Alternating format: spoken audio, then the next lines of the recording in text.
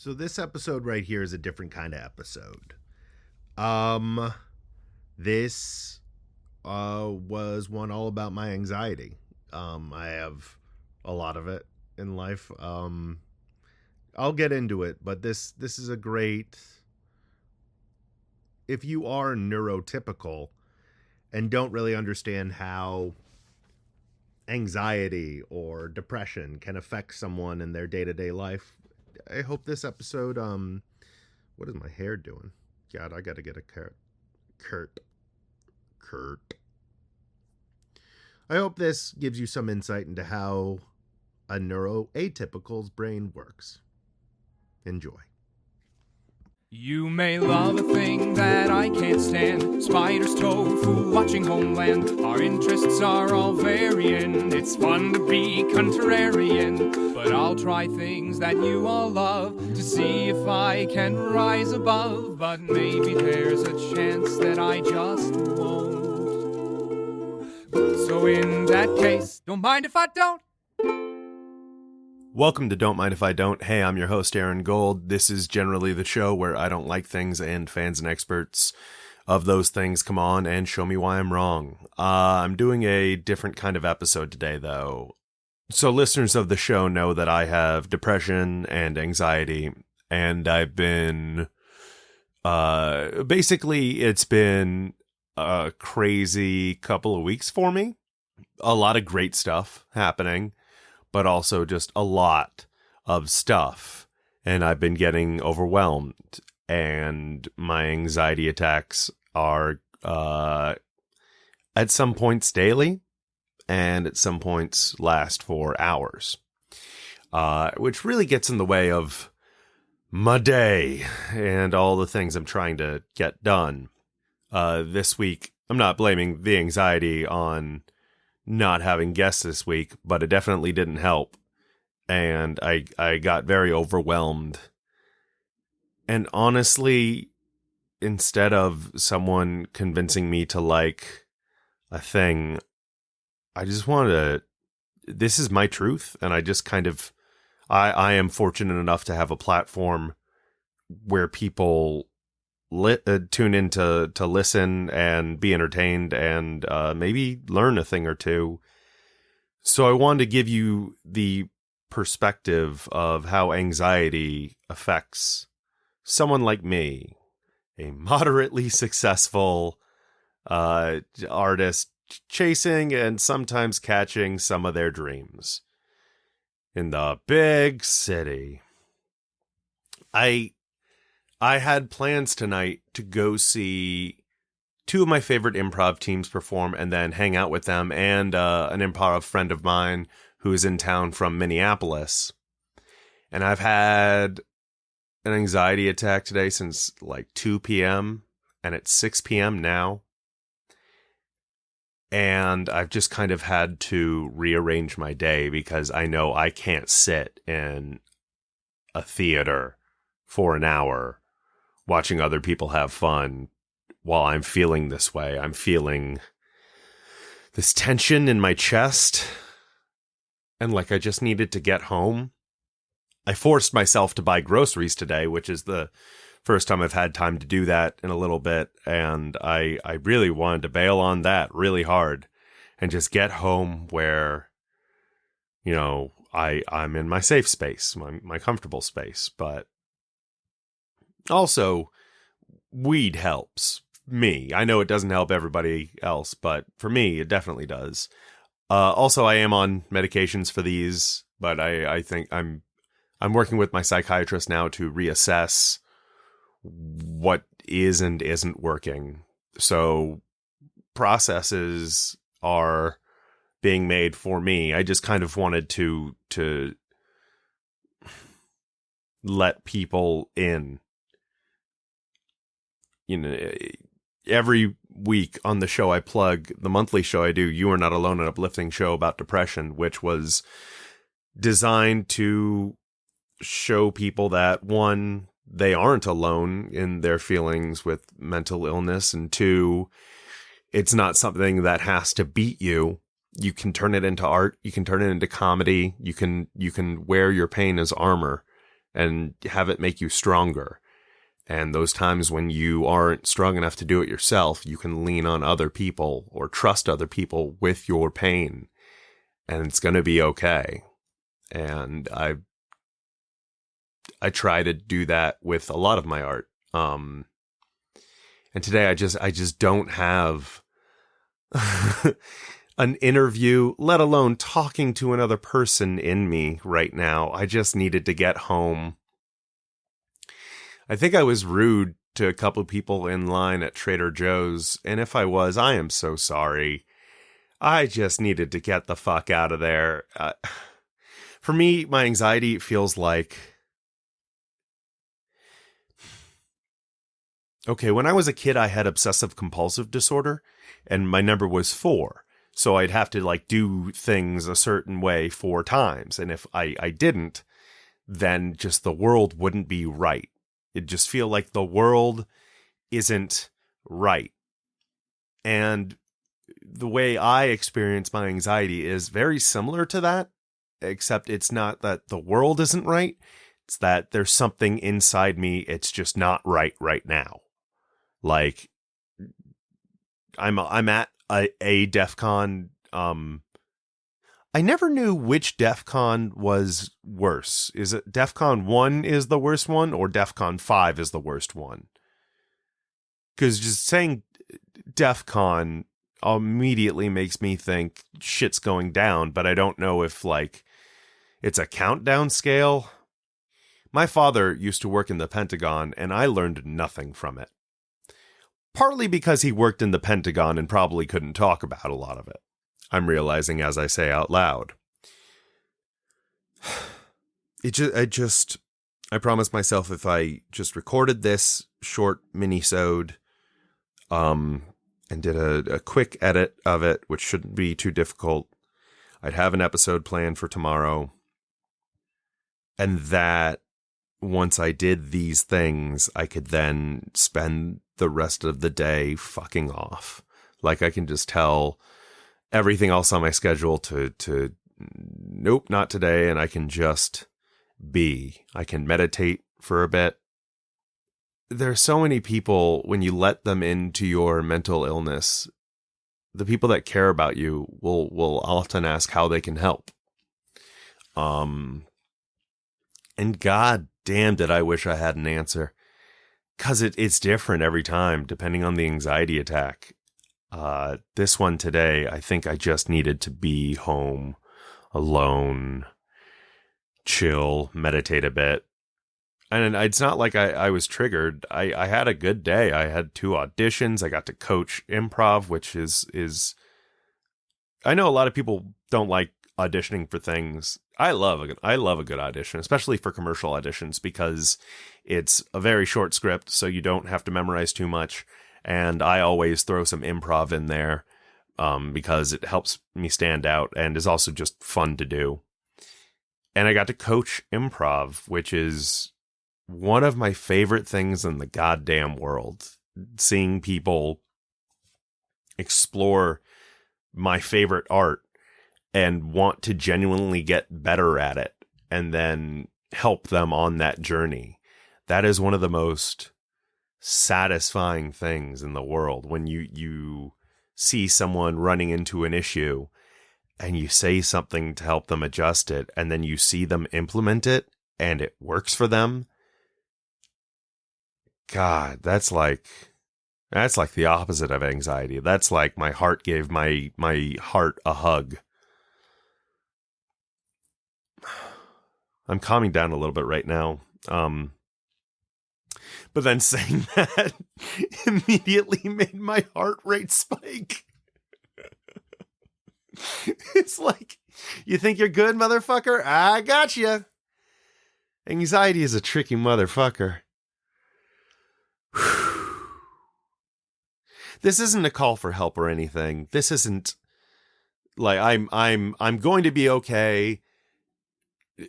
I have many episodes planned and coming up, including one on creepypasta and one on local politics. So we're really covering a wide swath. Or is it cutting a wide swath? I feel like I don't know phrases. Anyway, yeah, not a cry for help. Just, I needed to share my truth, and I have a show that is widely dedicated to just trying to tackle the things that I don't like and seeing if I can like them. And I'd love to find a way to turn my anxiety into something that I can like and use and treasure. And the best way I can think to do that is by turning it into a piece of art. So that's this episode. I wish I knew the right way to support somebody who's having an anxiety attack, or at least to share that information with you. Because when I'm having an anxiety attack, I just need everyone to fuck off and not take it personally. I just need to find somewhere safe and just breathe and just be comfortable and to not worry about things. I read that anxiety is fear for the future and depression is being hung up on your past. And I haven't been as depressed recently, so maybe I'm just thinking about my future too much. Oh man, that's a mental hellscape I don't want to claw through.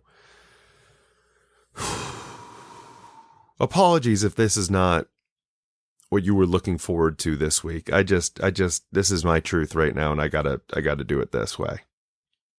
Man, I left Trader Joe's with 3 big bags of groceries that I'd finally made myself buy. And tomorrow I'll make myself cook them. I felt like I made myself go to the Trader Joe's and it was busy, which sucks. And then I was on the crowded subway by Claude. Not Claude. There were seats available. And no, I didn't like bump anybody. But towards the end of the subway ride with me holding my 3 bags of groceries and my just messenger bag, all trying to just not be a man spreader on the subway while having all of these things. A couple years ago, I showed up on a man spreading blog, and it was bullshit because there was like 3 people on that train, so I'd put my feet up on a seat, and someone had just gotten a really tight shot, so they couldn't see that there was no one around me. And I got called out on the internet pretty good then, but that was fake news. Anyway, I have these big old bags of groceries and this big old heart of anxiety, and I'm just listening to a podcast to try and calm down a little bit, try and just get home, know that I'm only a few stops away. And that's when the dancers came, the subway dancers who use the poles in New York as a dance routine, which if you don't live in New York might sound really, really cool. But if you do live in New York, I've seen people get kicked in the face before. It's rare, but it has happened. I've seen it at least once, maybe twice. And I was so sure this guy's foot was inches from my face like 5 times. And I couldn't really move because he was Spider-Man. He was everywhere around me, and I was just holding my bags. And it's not like I can tell him to just, hey, can you fuck off? Because 1, no one asked you to do your dance time now. No one asked that. Look, it is 5 o'clock on a subway in New York. We're getting home. Thank you for your art, but no thank you. There's nothing to say. You just sit there and let it pass and hope you don't get kicked in the face. And it made my anxiety so much worse. I didn't know how to tell these 2 dancers who just really wanted to do their thing. And like one of them was doing stuff with a phone that really was not that impressive. But then his friend who is shirtless was doing gymnastics. And that was more so. But I didn't know how to tell them, guys, your art is currently ruining my life. Oh, they're gonna make it, though. to people that don't have or experience anxiety attacks, I don't know how to.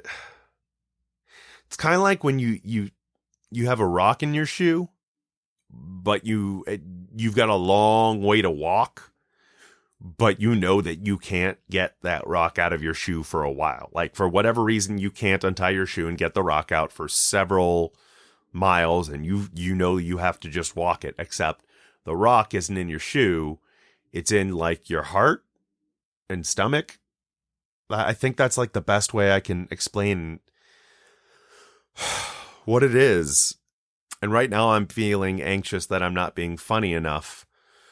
But this podcast is tagged as a learning podcast, not a comedy podcast, so I am safe there.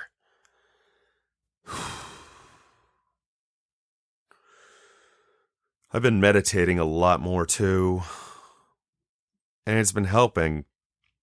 I think there's so many different kinds of meditation, and I don't really know what I'm doing with them. I know that the way I do it helps, and I think that's what matters. Taking a nice little quiet moment for yourself and just breathing.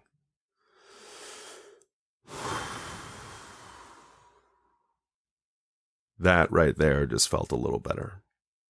And the thing is, I don't think I was triggered by anything. I think this is, I don't ever feel like I'm triggered by these things. It just happens, and it happens almost every day, where I'll just get really tense. And I'll just need everyone to not pay attention to me for a second. Which is why I'm doing a podcast about it. I don't understand my brain. It just, this is the thing that felt like it was the thing to do. I've mentioned this on both the podcast and times I've been interviewed, that the comedy pieces that have always been the most influential to me were the ones that tackled their pain head on and didn't treat them lightly. They treated them honestly. Christopher Titus's Norman Rockwell is Bleeding is an amazing thing that everyone should hear. The current one that's really doing some amazing stuff is Hannah Gadsby's Nanette. If you've never heard Tig Notaro, her album Live, just astounding. There are so many of people taking their pain and channeling them into humor and comedy and something to uplift. And I think that is the most beautiful fucking thing in the world. To take your pain and use it to reach out to some people that might have felt similarly and make them laugh at it. Make them laugh at that thing that hurt you so much. Take the power away from it and give some of that back to yourself. I'm already starting to feel better just talking right here. I should have a regular episode next week. I should. The thing is, maybe it's being busy. Maybe I just need a secretary, but it's just, I feel like I handle a lot. I feel like that's not unique living in New York City, being an artist, just trying to make it. And like, I've had a string of several good pieces of luck recently, or fortune, I should say. But that doesn't matter to the anxiety demon living in my chest. Just means that there's a longer to-do list, and you better get it done, because people are counting on you. And if you fuck up, you fucked up. That's what it feels like in my brain when the anxiety demon is there. Let's call him Craig, just because I imagine Craig, the anxiety demon, is just a guy leaning over you, breathing just way too close to your face. Like, he's one of those guys that just does not understand your personal space. Craig, the anxiety demon, he's just all up in it. He's a close talker. There you go, Seinfeld episode. You infected me a little bit. You're still at a -8. You hang out down there with David Lynch. I didn't rate this because there's no way to rate this. I don't like it. It hurts. It makes me sad and scared and stressed. But I know it won't kill me. I know it won't be the end of me. I know I'll get through it.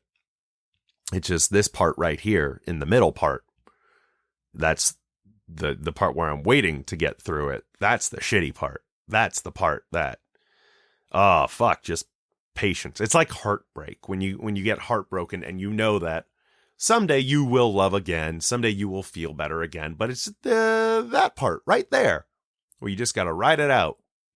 Fuck that part. If time truly is an illusion, the very first thing I'm going to do when I gain mastery over it is learn how to skip over that part. Or embrace it till it's gone. I don't know if that makes sense, but, time's an illusion, so what does? I get anxious thinking about the live show for Don't Mind If I Don't that's coming up at the Magnet Theater. I'm doing my first -10, if you hadn't heard, and I'm facing my worst fear, which is spiders. It's an interesting show, Don't Mind If I Don't, when, someone brings up a thing that I don't like, and I'm like, oh, I hate that. Oh, great, I can do an episode about that. But when it involves my deepest fears, that was a real shudder right there, and you heard it on mic. I get this bouncing of emotions between really excited to try this new thing and to take this show that I built to a live stage and see how that goes and tackle I like tackling new technical issues is the thing. I don't know, new technical setups. I like that podcasting has taught me so much about audio engineering and equipment and the proper way to do so many things.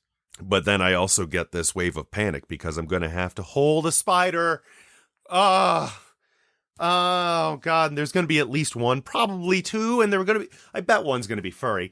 Those are the worst. Spiders that are furry I'm going to save it for that episode. Oh man. Oh boy, do I have things to say about furry spiders. You pieces of shit. So I get these bouncing emotions of anxiety about this wonderful thing I'm going to be doing where I'm facing my worst fear, and I don't know. I have no idea how to process this thing that I'm doing to myself. I just hope people like it. Anyway, tickets for that are on sale. MagnetTheater.com. Thank you for listening to this episode. I don't know what I was trying to accomplish, but I just know I needed to say all of this and get it out of me. And this is the last thing on my to-do list for today, to secure an episode for this week.